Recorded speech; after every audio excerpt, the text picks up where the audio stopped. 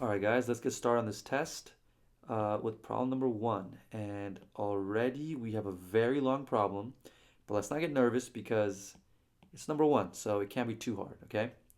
A painter will paint n walls with the same size and shape in a building using a specific brand of paint, okay? The painter's fee can be calculated by the expression, this thing right here, where n is the number of walls, k is a constant with units of dollar per square foot. L is the length of each wall in feet, and H is the height of each wall in feet. Whew, okay. If the customer asks the painter to use a more expensive brand of paint, which of the following factors, or which of the factors in the expression would change? Okay, so which of these would change if we use a more expensive brand of paint? Okay, so let's go back to each of these and see which would change. N is the number of walls. Just because we use a more expensive brand of paint, it should not change the number of walls that we're dealing with. So we can cross that out. K is a constant with units of dollar per square foot. Well, if we use a more expensive brand of paint, then it will affect the square foot of painting that we are able to do. So yeah, therefore, C is the answer. Let's not waste more time. Let's keep going on this. Number two, if 3r equals 18, what is the value of 6r plus 3? Okay, it's a simple equation. Let's not make silly mistakes. 3r equals 18. Divide both sides by 3. R equals 6. Now notice how that's a trap answer. Okay, let's keep going. Let's plug 6 for r, and we get 36 plus 3. Notice another trap answer. The answer we get is D, 39. Okay? Again, guys, we're doing good so far. Okay, let's keep going. Number three, which of the following is equal to a to the 2/3 for all values of a? Okay, well, we know that the numerator is the exponent and the denominator is actually the radical or square root. So in this case, we can say a to the second power uh, and cube root of that. And the only one that looks like that, no, this is a to the third, no, this is a to the half, no, is this right here. A squared, a to the second power, and then cube root, okay? Let's keep going, guys. Um, the number of states that joined the US between 1776 and 1849 is twice the number of states that joined between 1850 and 1900. Okay, if 30 states joined the US between 1776 and 1849, and X joined between 1850 and 1900, which of the following equations is true? Okay, so let's write this right here. So between 1776 and 1849 is equal to twice the number of states that joined between 1850 and 1900. Okay, and we're told that 30 joined the US between 1776, so this was 30 is equal to this 2 still drops, and here we're told X states joined between 1850 and 1900, so we can say X right here. So basically 30 is equal to 2x. That's the equation that we come up with. This is 30x equals 2. No, 2x equals 30. Bang, this is it, guys. We can cross these out. B is the answer. Let's keep going. We're doing good on time, okay? We got to go fast. Okay, so here we're given if 5x equals 15 over x plus 20, what is the value of x over 5? Okay, well, in this case, it's 5 over x equals 15 over x plus 20. Now, we want to cross multiply. So we're going to get 5 times x plus 20 is equal to 15 times x.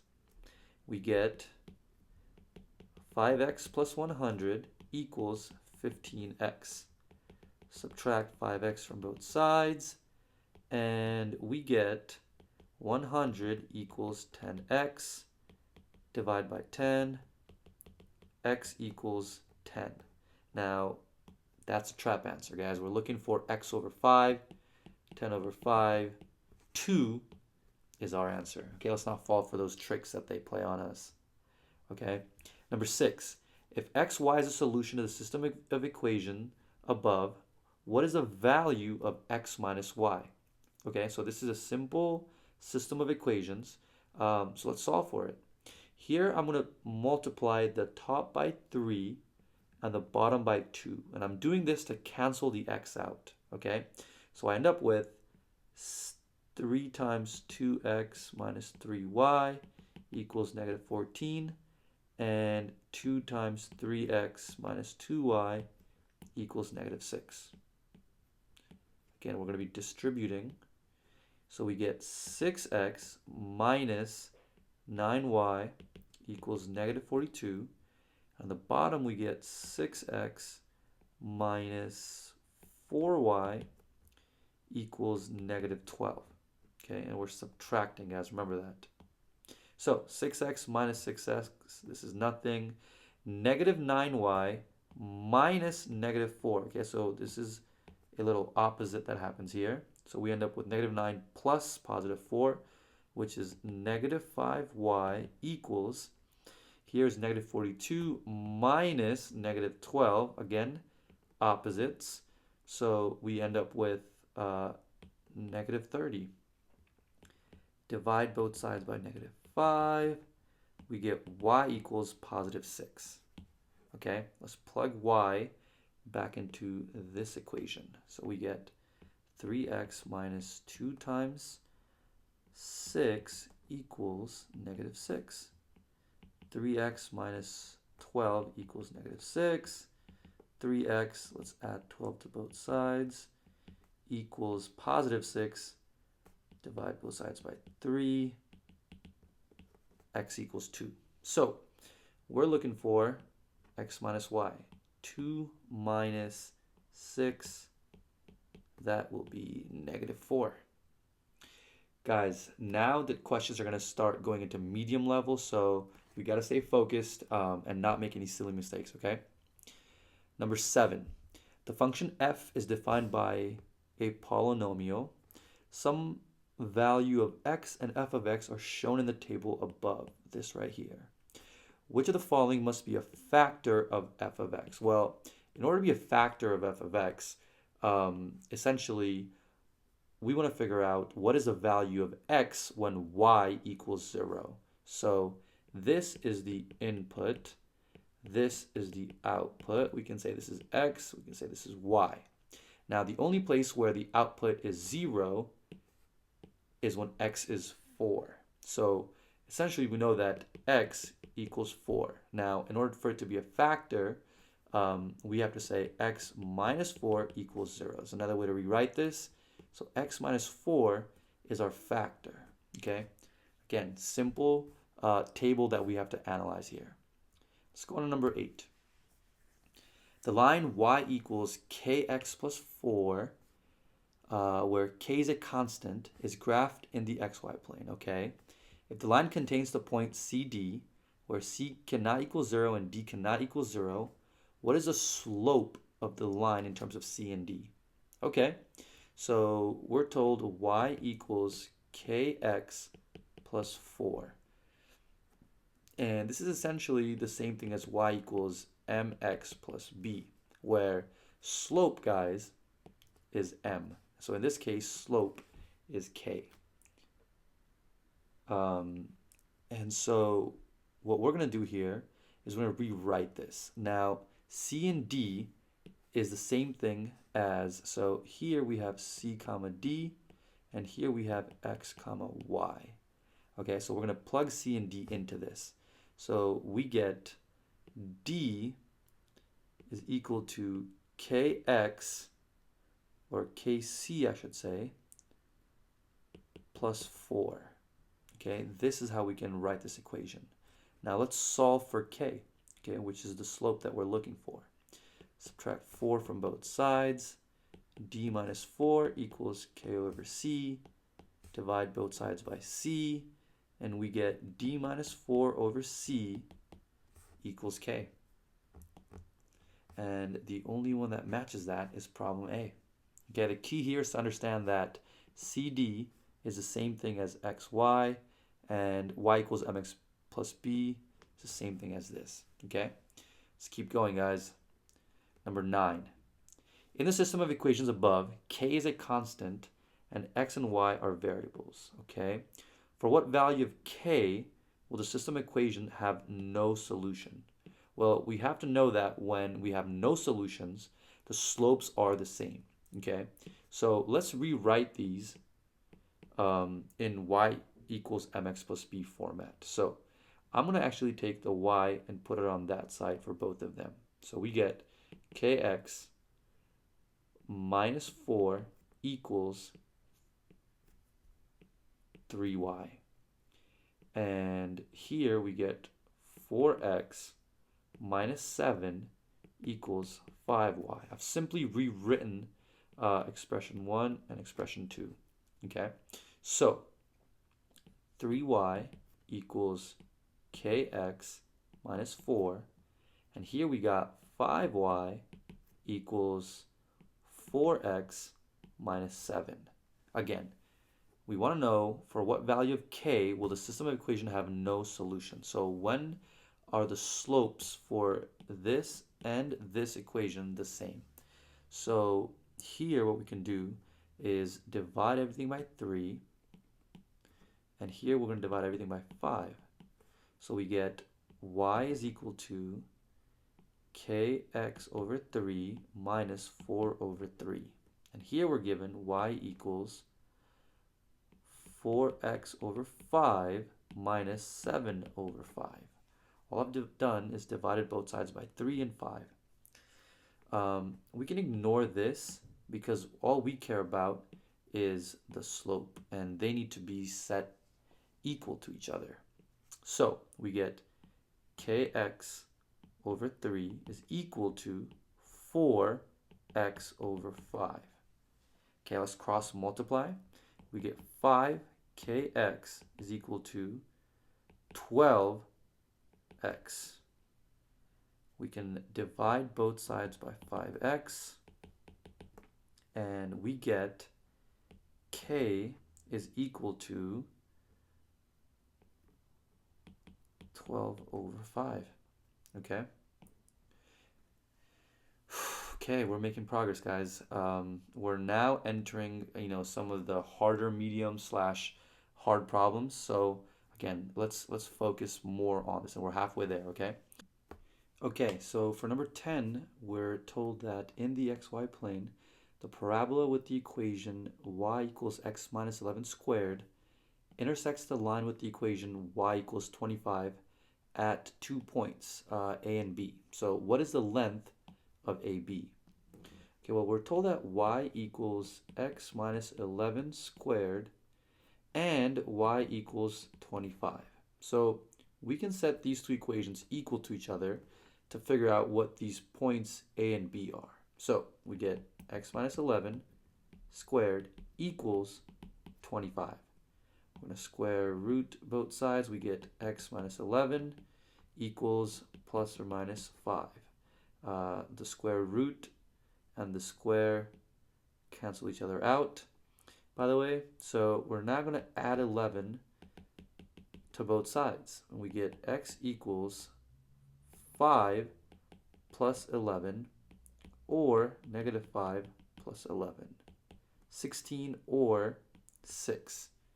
These are points A and B. And we want to know what is the length of AB. Well, the length of AB is going to be 16 minus 6, or 10. And if you want to see this in a graph, we can also do this. X minus 11 squared, well, we can say this is 11. And imagine a parabola going up like that. And let's call this 25. That is the second graph. So that's point A and point B. So this right here is 11, which is part of the vertex. This would be 16, and this would be 6. and the length of AB is 10. Okay, that's our answer choice, guys. Let's keep going. Number 11. So here we're told that in the figure above, the line KLM intersect at a point, so they intersect kind of right there. If x plus y equals u plus w, which of the following must be true? Okay, well, for a second, I'm going to kind of zoom into the graph right here. Okay, and let's look at all the corresponding yields we have. Also, notice this is not drawn to scale, so be very skeptical. One thing we can trust are corresponding angles. So we know that y goes with u, and we know that z goes with w. And so let's just start writing these down actually. We know that z is w, and we know that t goes with x. So t equals x, and we know, we knew that y equals u. Okay, well, if we know y equals u, and in the original problem we were told x plus y equals u plus w. Well, if y equals u, so we can just kind of cancel these out because they equal each other, then x must equal w. Okay, now these are all the truths in this graph right here. Now let's try to solve this, or figure out which one is true. X equals z. Okay, well, we can see that z actually equals w, but w equals x. Okay, so it's almost like z equals w and w equals x, so z equals x, or x equals z. Okay, so that one is true. Y equals w. Well, y actually equals u. Okay, y equals u, and u doesn't equal anything else, so no, that one doesn't work. And third one, z equals t. Well, again, we're told that z equals w, and then we're told that w equals x, and then x equals t. Okay, so we got this long chain now. Okay, so z equals w, which equals x, and x equals t. So again, transitive property, we can keep going down. We can say z equals t. And this, guys, is also true. So we know that 1 and 3, or answer choice B, is actually true. Okay? Guys, the problems are going to get a little bit more difficult, so pay more attention to details and take your time, okay? We want to make sure you get it correct. Number 12. If y equals a, x minus 2, x plus 4, again, this little, equation. So in the quadratic equation above, a is a non-zero constant, okay? So non-zero constant. The graph of the equation in the xy plane is a parabola with vertex c comma d, okay? We're used to seeing x comma y. Which of the following is equal to d?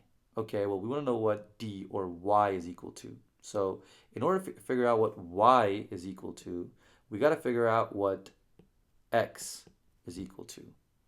Okay, in this equation, let's rewrite this so we get y equals a, so x minus 2 and x plus 4. Well, when we go ahead and FOIL this, we'll get y equals a x squared plus 2x minus 8. Okay, and if you think about the graph that we have here, one of the solutions is x minus 2 and one is x plus 4. Well, x minus 2 is technically at 2, and x plus 4 would be at minus 4. And we've got some sort of a parabola, okay, that's going through those 2 points. So either, it kind of looks like that, or it can also be a parabola that looks like this. But one thing is for sure, that in order to find c or the x of the vertex, we need to know the midpoint, which is right here. And in order to find the midpoint, we're going to basically add up -4 plus 2 and divide it by 2. In this case, we get -2/2, or x equals -1. Okay, so we found out what x equals. We're now going to plug this back into this equation, okay? Or better yet, this equation. So we're going to get, let me try to create some space here for us. We're going to get y equals a times -1 squared, so that's 1, plus 2 times -1, so that's -2, minus 8. So y is equal to a, 1 plus -2 is -1 minus 8. So y is equal to -9a. Okay, guys, and -9a is what y, or d, is equal to. So answer choice A. Okay, this was a little tricky, but again, we just got to stay focused on what we're looking for. Number 13. The equation, this massive thing right here, is equal to this thing right here, okay? And it's true for all values of x cannot equal 2/a, where a is a constant. Okay, what is the value of a? Okay, so we're solving for a in this really complicated equation. At first, I don't know where to start, to be honest, but I know that this and this I see as a common denominator. So I'm going to just multiply both sides by ax minus 2. Okay, so let's just clean this up a little bit. Again, we're looking for what is the value of a. We're going to multiply this by ax minus 2, and we're going to multiply this right side by ax minus 2.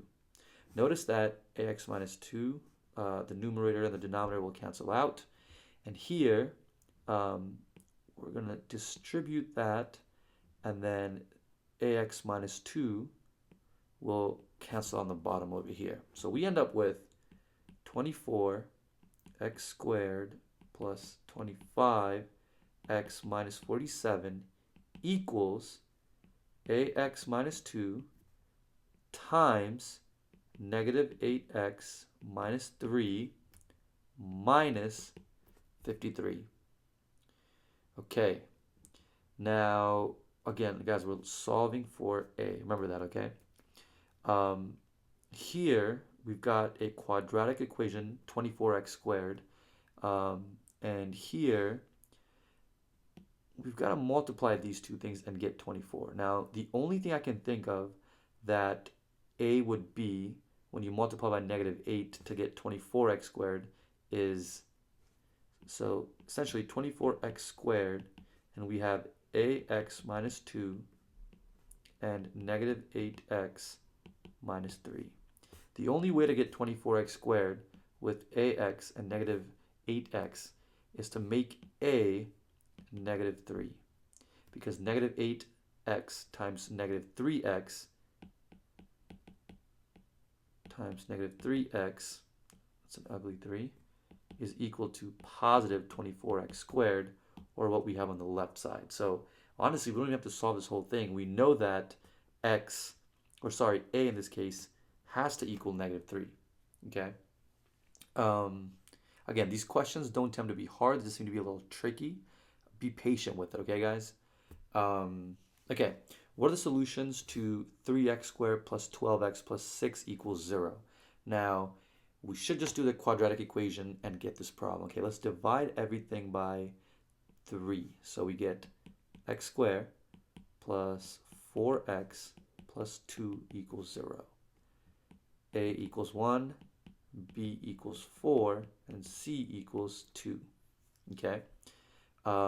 Negative b plus or minus square root of b squared minus 4ac all over 2a. Now, -4 plus or minus square root of 4 squared minus 4 times a, which is 1, times c, which is 2, all over 2 times a, which is 1. Okay, again, guys, not too hard. We just have to be focused and not get this wrong, okay? So we get negative 4 plus or minus square root of 16 minus 4 times 1 is 4 times 2 is 8 over 2. So this is negative 4 plus or minus the square root of 8 over 2. Okay, when we break down square root of 8, well, that's basically 2 square root 2, because we get 4 times 2, square root of 4 is 2, and this 2 stays inside the square root, so we end up with 2 square root 2. So this will be negative 4 plus or minus 2 square root 2 over 2. And in this case, we're going to multiply, or sorry, get rid of 3 things. So essentially this 2 will cancel out, this will cancel out, and this will cancel out. So we end up with negative 2 plus or minus square root of 2, and that's it.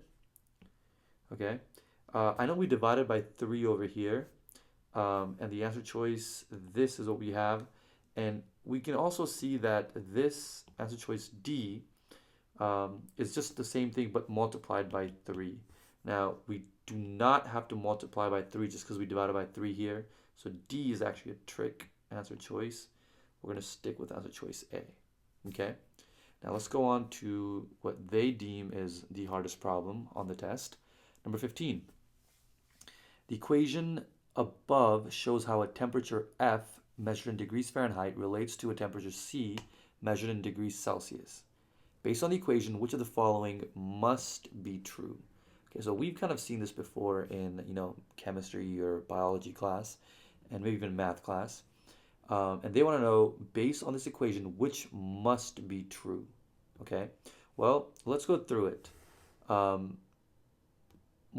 A temperature increase of 1 degree Fahrenheit is equivalent to a temperature increase of 5/9 degrees Celsius.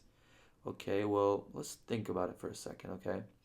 The equation is C is equal to 5 over 9 F minus 32. Well, if F is 32, okay, then we're going to get C is equal to 5 over 9, 32 minus 32, and this will end up being 0. Okay, and this is if it's 32, okay? F of 32. Now, if we increase it by 1, a temperature increase of 1 degree Fahrenheit, so let's make this 33. We get C is equal to 5 over 9, 33 minus 32 is equal to, now here's just going to be 5 over 9 times 1, or 5 over 9. Is an increase of 5/9, and that is true. Okay, it increased by 5/9 degrees Celsius. Okay, we can do another one. If we do F of 34, that's essentially going to be C is equal to 5 over 9, 34 minus 32. That's 5/9 times 2. Notice how it was 5/9. Now it's 5/9 times 2. This was increase in 1. Increase in 2. So yes, this right here is true. Okay, I'm going to create some space right here to try number 2. Now they tell us that a temperature increase of 1 degree Celsius is equivalent to a temperature increase of 1.8 degrees Fahrenheit. So let's rewrite our original problem into F equals. So here we would do C is equal to 5 over 9, and then F minus 32. This was our original equation, right? Now we're going to go plus 32 plus 32. So we get C plus 32 is equal to 5 over 9 F. We're going to divide both sides by 9 over 5. um, or sorry, multiply by 9 over 5. So we've got c plus 32 is equal to 5 over 9 f. I'm going to multiply this by 9 over 5. I'm going to multiply this by 9 over 5. So we end up with 9 over 5 c plus 32 is equal to f. Again, notice how 9 over 5 is the same thing as 18 over 10, right? I just multiplied 9 over 5 by 2 on the top and 2 on the bottom. We get 18 over 10, which is the same thing as 1.8, okay? So let's go back to what they're saying. They're saying a temperature increase of 1 degree Celsius is equivalent to a temperature increase of 1.8 degree Fahrenheit. Okay, well, let's make some space over here. Okay, let's make some space right here. And we see that, okay, we want to test this out. 9 over 5, c plus 32, that's what f is equal to, right? Now, we're saying 1 degree Celsius. Okay, let me erase this so we can see this better as well. Okay. A temperature increase of 1 degree Celsius is equivalent to a temperature increase of 1.8 degree Fahrenheit.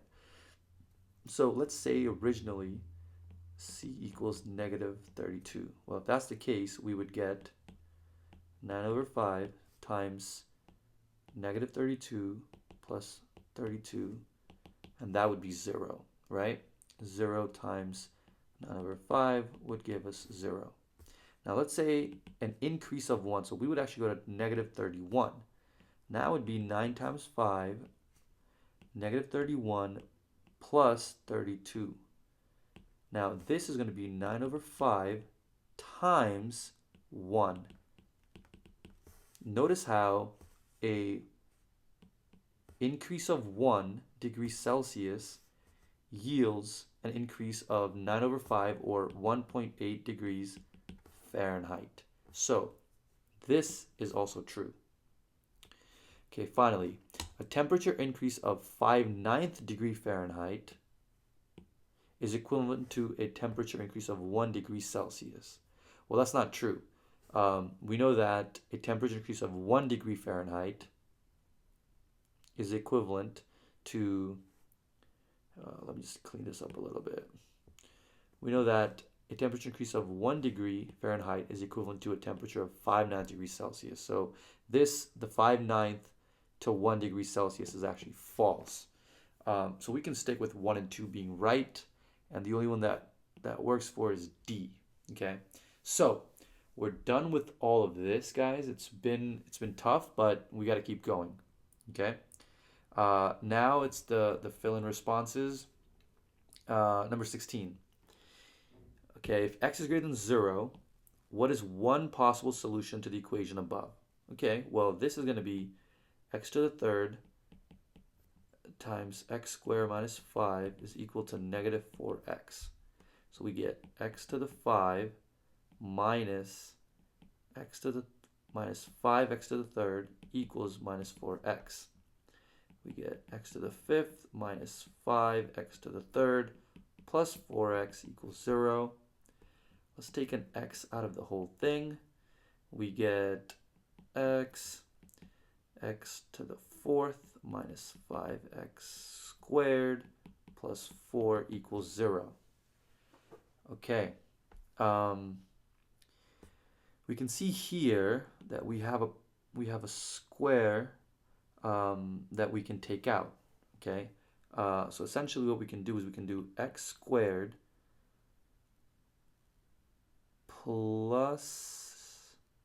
x squared minus 4 and x squared minus 1. So notice how x squared times x squared gives us x fourth, minus 4 x squared times negative 1 x squared will give us minus 5x squared, and negative 1 times negative 4 will give us positive 4. So this will give us x minus 2, x plus 2, and this will give us x minus 1, x plus 1.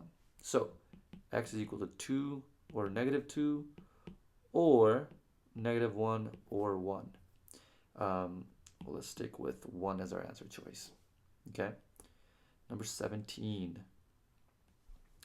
If 7 over 9x minus 4 over 9x equals 1 over 4 plus 5 over 12, what is the value of x? Okay, this isn't too bad. So 7 over 9x minus 4 over 9x equals 1 over 4 plus 5 over 12. So let's rewrite this so that the denominators are proper. So in this case, 7 over 9x minus 4 over 9x, that's easy. That's just 3 over 9x equals now 1 over 4 plus 5 over 12. Let's rewrite this. 4, so it's also in 12. So I'm going to multiply this by 3. So I get 3 over 9x is equal to 3 over 12, which is the same thing as 1 over 4, plus 5 over 12. 3 over 9x equals 8 over 12. This can be reduced into 1 over 3x is equal to, now this can also be reduced, 2 over 3. Now I'm going to multiply this by 3. I'm going to multiply this by 3. 3 cancel out. 3's cancel out. I'm left with x equals 2. Okay? 2 is the answer, guys. Let's keep going. We're almost done, okay? Let's create some space for this. So, here, whenever I see this, I don't trust the drawing. So, note, figure not drawn to scale. Two isosceles triangles are shown above. If 180 minus z equals 2y and y equals 17, what is the value of x? So this is what we're looking for. Okay. Now we're told that y equals 75. So this right here is 75. And then 180 minus z equals 2y. So we can say 180 minus z is equal to 2 times 75, which is 150. Now if we solve this, we're going to go minus 180 minus 180. Negative z is equal to negative 30, where z is equal to 30. That's that right there. And we're dealing with an isosceles triangle. So if this is 30, these two right here have to be the same. So we can say that x plus 30 equals 180. We get 2x plus 30 equals 180. 2x equals 150. X equals 75. So this has to be 75 and this has to be 75. Now, we are looking for the value of x. So notice how we've got this triangle being 75, and this is the x we're looking for. So that's essentially 180 minus 75. And in this case, x is equal to 105. Okay? Guys, we're almost done, okay? Good job. Number 19. At a lunch stand, each hamburger has 50 more calories than each order of fries. If 2 hamburgers and 3 order of fries have a total of 1,700 calories, how many calories does a hamburger have? Okay, so this is a systems of equation. Let's just take time to set up our equation. Each hamburger has 50 more calories than each order of fries. So H is equal to 50 plus F. Okay, hamburger is 50 more than fries. If 2 hamburgers and 3 orders of fries, so 2H plus 3F have a total of 1,700 calories, how many calories does a hamburger have? Okay, so we're looking to solve for H. Okay, this is not too bad. We can easily rewrite this and say H minus F is equal to 50 because I subtracted f from both sides. Keep writing that is 5. So we got 2h plus 3f equals 1700. That's our first equation.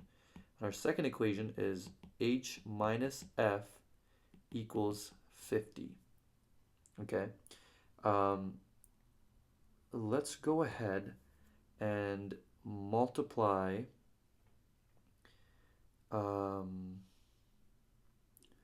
let's go ahead and multiply this by 3. Okay, if we do that, we're going to try to cancel out the f here. So we get 2h plus 3f is equal to 1700, and we get 3h minus 3f is equal to 150. Okay, now let's add this. So we get 5h, and when we add this, we just get 0 or nothing is equal to 1850. Okay, let's divide by 5, divide by 5. So the f is out of the equation.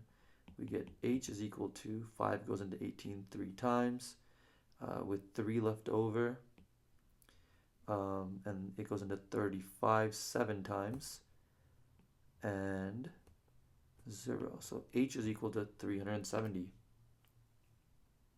All right, last one, guys. In triangle ABC, the measure of angle B is 90 degrees. BC equals 16, AC equals 20. Triangle DEF is similar to triangle ABC, where vertices D, E, and F correspond to A, B, and C respectively, and each side of triangle DEF is 1/3 the length of the corresponding side of ABC. What is the value of sine of F? Okay, there's a reason why this is number 20. It's supposed to be a hard problem. Let's take it one step at a time, okay? In triangle ABC, the measure of angle B is 90. So we know we're dealing with a right triangle. So let's go ahead and draw that out. So let's call this A, B, C. And they say BC is equal to 16. Okay, so I'm going to redraw this so it makes more sense. So let's just say this is what it looks like. Now, A, B, C. They tell us that BC is 16 and AC, okay, so BC 16 and AC is 20. Now, whenever I see 16, 20, I just think of the 3, 4, 5 triangle, guys. So it's essentially 3, 4, 5. And then just, multiples of that. So if this is 20, this is 16, then I know AB has to be 12, okay? Notice how this is 3 times 3. This is 4 times 4. This is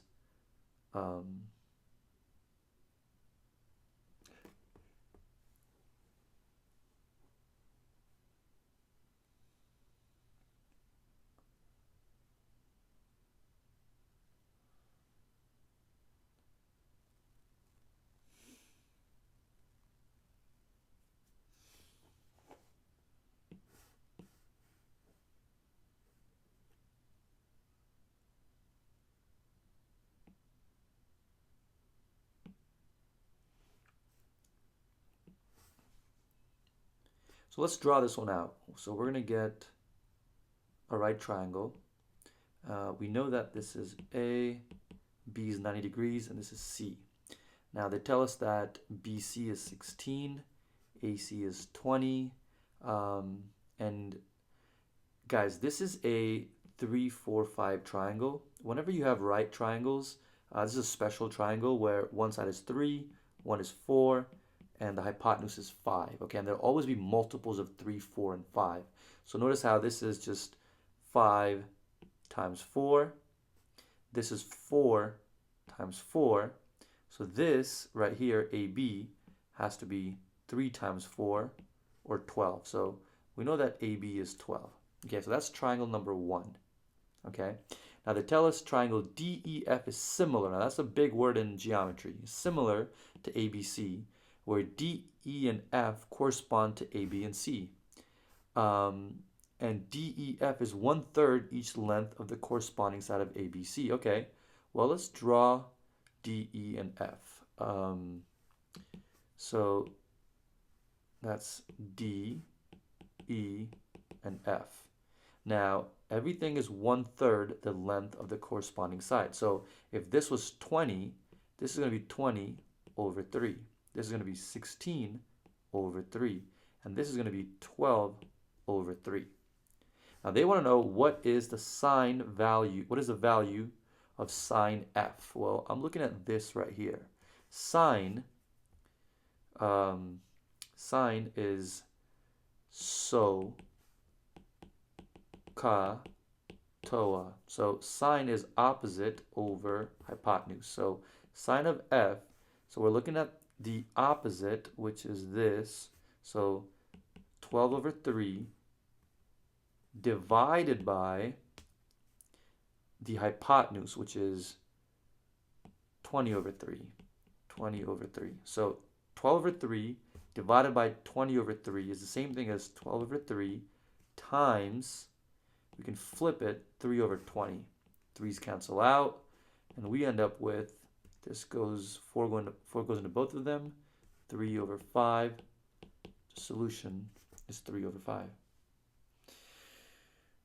All right, guys, that was a tough one, but we got through it. Okay, again, you gotta pace yourself, and you gotta just go one step at a time and not make silly mistakes. Okay, I'm gonna go ahead and make more of these videos, so stay tuned.